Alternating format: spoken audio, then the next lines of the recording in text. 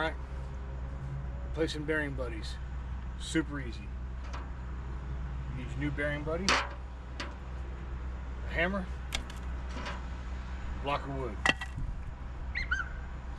Start by working your way around, knocking the old one out. Just like that. Take the protective cover off the new one.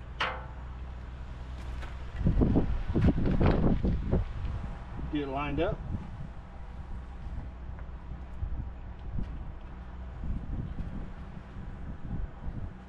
This takes a pretty good whack.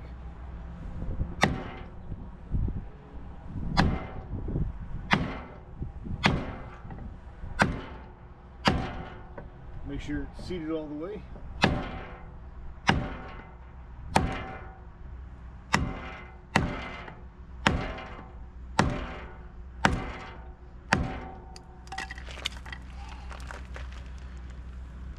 And they're good and tight. We'll fill these up full of grease. Put your cap back on. Done.